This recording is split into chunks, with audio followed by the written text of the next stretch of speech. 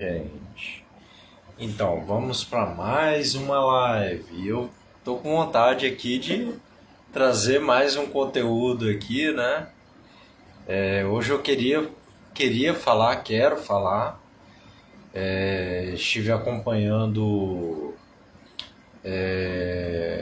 fiz o há três anos atrás. Eu fiz um curso de psicotraumatologia, né? E onde eu sou, olha, gente, a primeira coisa que eu quero dizer é assim, eu sou espírita, tá? Mas quando eu comecei a entrar nesse mundo da experiência somática, conhecer pessoas como Cornélia Poincres Rossi, Clovis Verfruit, Liana Neto, Liane Pinto, parece que eu fui abduzido. Eu me sinto até comovido aqui, entendeu? Mas parece que eu fui abduzido pelo amor, entendeu? E, e tipo assim, o amor que essas pessoas têm, tipo assim, a naturalidade com que essas pessoas andam em bando, assim, se movem em bando, comovendo umas às outras, né? E essa forma amorosa de transmitir o conhecimento é o que faz as pessoas, é o que cativa as pessoas, né? Então tem até uma musiquinha assim, ó. Há uma palavra. Essa aqui é pra você, tá, Liane Neto? Há uma palavra esquecida, já quase esquecida, me fez relembrar. Contendo sete letrinhas e todas juntinhas se lê cativa. Cativar é amar, é também carregar um pouquinho da dor que alguém vai deixar. Cativou, disse alguém, laços fortes criou. Responsável é você pelo que cativou. Oh, oh, oh. Num deserto tão só, entre homens também, vou tentar cativar, viver perto de alguém. Cativou, disse sim, laços fortes criou.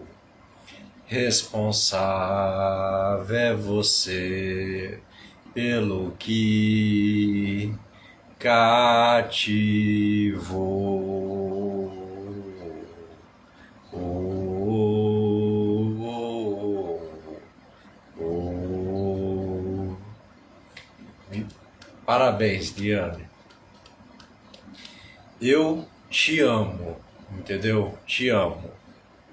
Te amo assim, um amor fraternal. Mas eu me senti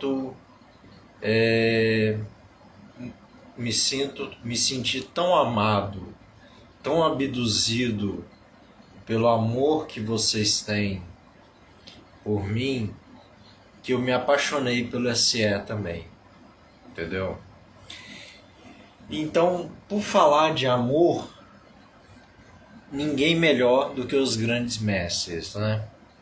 Porque todos eles são universais, têm as distinções das literalidades.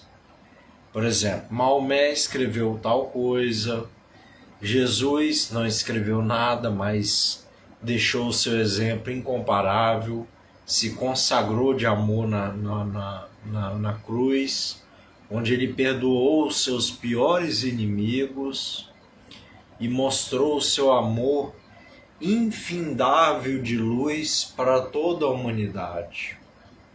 Buda, sentado na árvore lá na Índia, se martirizou a tal ponto que, agarrado na constelação de sua família, ele conseguiu se iluminar após longos 6 anos, tradicionalmente 6 anos, mas quem dirá não ter sido mais, né? Quem dirá, quem disse que não foi mais, né? Então, também não fundou religião, Sócrates também não fundou religião. Muitos falam que ele foi um erro, mas ele foi perdidamente amador da humanidade, entendeu? Sócrates foi o maior amador da humanidade. Tanto que os pré-socráticos disputavam com ele, entendeu? Sócrates, quando ele foi comprovar a metodologia,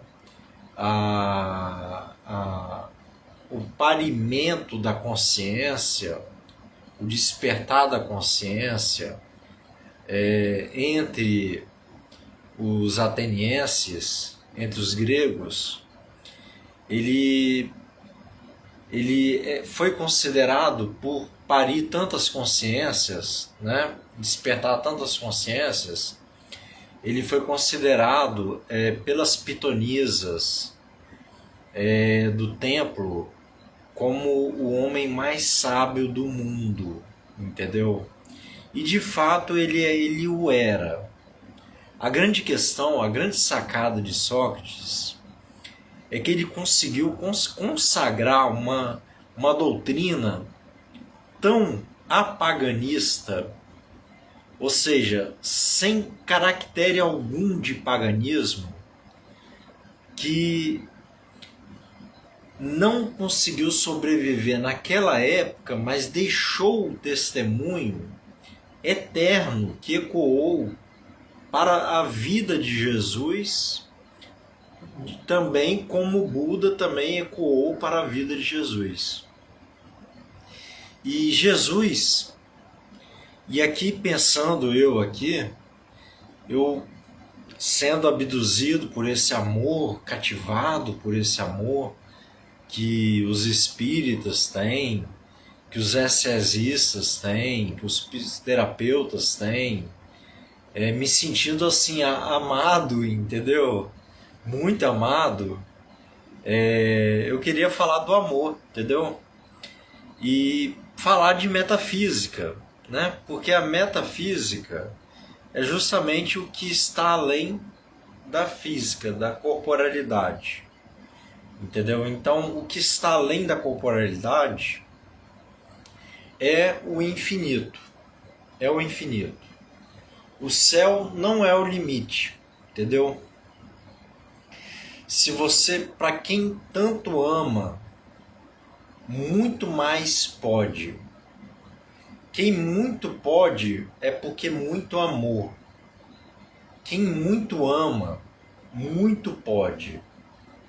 Quem muito deu aos outros, pode tudo, entendeu? Então é antes e depois do Cristo, entendeu? É antes e depois do Cristo. Porque Jesus, ele amou tanto a humanidade, mas tanto a humanidade, que é antes e depois dele, entendeu? Ele repartiu os ciclos da Terra. Ele consagrou um ciclo novo para a Terra. Hoje se fala-se em mundo de transição, mas esse mundo de transição, ele ocorreu na vinda de Jesus. Porque a maior preparação que Jesus fez pela Terra foi ter vindo aqui na Terra preparar o mundo para o habitat humano, entendeu? Para que os homens se consagrassem portadores e governantes desse mundo, entendeu? Então Jesus ele dividiu o antes e depois. Da mesma forma que para algumas culturas, Buda dividiu antes e depois de Buda, entendeu? Para outras culturas foi Maomé, mas Jesus inevitavelmente é aquele que mais amou, entendeu? É o que mais amou, é o Cristo iluminado, entendeu? É aquele que se consagrou na cruz do perdão, é aquele que perdoou, é aquele que mostrou que o amor pode tudo, entendeu? Então não mais vinham aqueles homens de guerras, mas agora os homens de paz, os homens que passariam a mobilizar a humanidade, entendeu? Até os milagres de Jesus, Jesus é o governador espiritual da terra, entendeu? É o governador espiritual da terra. Aquilo que ele plantou, as sementes que ele plantou na terra, é para germinarem mesmo. Ele foi responsável pela vinda do dinossauro, pela criação das primeiras mônadas orgânicas nos fundos dos oceanos, pelas algas, pelas primeiras algas, pelos primeiros minúsculos partículas de microcosmo dessa nebulosa terrestre. Ele conseguiu tirar do Sol, foi dado a ele uma massa de bola incandescente geodoide, né? Com o qual ele pôde fazer a alquimia dele, fazer a manipulação dele, entendeu? Dessa massa, colocando os elementos, os temperos adequados, tudo com muito amor, entendeu? Tudo com muito amor. E assim ele pôde transformar o mundo desde bilhões de anos atrás até agora. E nós aqui agora preocupados com o clima, entendeu? E muitas guerras acontecendo, mas a grande mensagem que nunca acabará é o amor. Aquele que muito ama, muito pode, entendeu? Aquele que muito pode e não ama, ele tem data certa ele tem data e hora certa para cair, entendeu? Então é isso. A doutrina espírita, ele organizou os princípios basilares das tradições milenares. Ele organizou a vinda, ele organizou a sua própria vinda. Ele era senhor de sua própria encarnação. Ele não mais precisava encarnar nesse mundo depois da sua primeira encarnação. Ele não mais precisaria. Tudo se concretizaria dentro do ciclo, conforme preveu no Apocalipse, conforme está escrito na Gênese de Kardec, que chegará um tempo que explica a gênese do planeta Terra até a consolidação de planeta de regeneração, entendeu? Então ele iniciou uma fase de transição que duraria até a regeneração do planeta Terra, entendeu? Um novo ciclo para o planeta Terra, entendeu? Onde seriam divididos e emancipados aqueles espíritos que se purificaram no amor e na verdade, na sabedoria e no amor, na causa de todas as coisas, na causa primária de Deus e na causa primária do amor. Mas não precisa acreditar em Deus, entendeu? Porque ama de qualquer forma. A diferença entre o deísta e o ateísta é muito mínima na atualidade. E olha que eu estudei muito espiritismo, estudei muito ateísmo, entendeu? É mínima, entendeu? É mínima. A única diferença é que um está na causa, o outro está no fenômeno, entendeu? Mas a gente não alcança nem o fenômeno, quanto mais a causa, entendeu? Então é mera distinção literária. Mas conforme narra-nos Paulo de Tarso, de agora em diante, o amor tudo suporta, tudo aguenta, tudo se humilha, tudo serve. Agora vereis face a face. Ou seja, apontava Paulo de Tarso que ele iria ver Deus face a face. Então existem os espíritos que já conseguiram um despertamento tão grande que eles já conseguem ver um fulcro energético, um fulcro informacional que rege esse planeta, esse sistema universal, né? esse universo. E esse fulcro é o sistema nervoso do universo. É como nós pensarmos que para além do desconhecido, para além do conhecido e do desconhecido, existe um fulcro central de todas as coisas que controla todo o universo, que dá vida, oxigeniza, fluidifica todo o universo, entendeu? Então é mais ou menos assim. Então ele preparou a vinda do Espiritismo, do Consolador Prometido. Ele basicamente é o governador espiritual da Terra. Foi ele que trouxe a emancipação das tradições milenárias, um novo tipo de moralidade, as novas constituições latínicas, de todos os povos, emancipou. O homem passou a ter vida na Terra, entendeu? A construir grandes edifícios. O homem tirou de dentro de si a sua inteligência, entendeu? Falta crescer em moralidade. Mas Jesus é muito paciente, entendeu? Jesus, Buda, Sócrates, eles são muito pacientes, entendeu? Eles são os emissários do Cristo, entendeu? E eles nos convidam o tempo todo a participar dessa ceia, a ceia da vida do Cristo.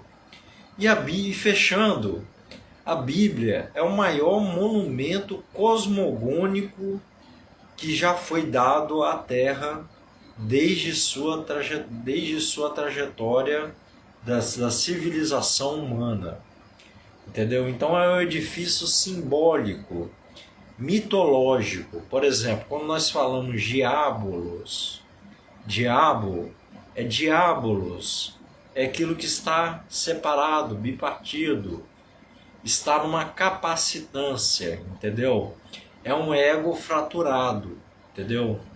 É uma psicopatia, entendeu? É isso que significa diabo, entendeu? Então é isso. Satanás era uma palavra que vinha de uma cultura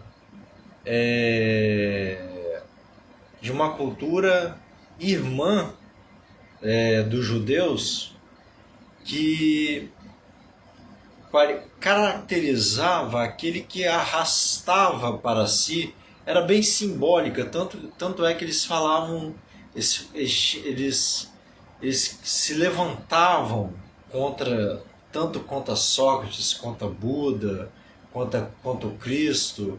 Eles se levantavam, eram os fariseus de todas as épocas, entendeu? Eles se levantaram com raiva mesmo, né? Com ódio. Eles se levantavam a fim de tentá-lo, para poder prendê-lo. Então, as palavras eram as mais chulas possíveis, entendeu? Eram palavras que tinham procedência, era a mesma coisa que chamar raca, louco, entendeu?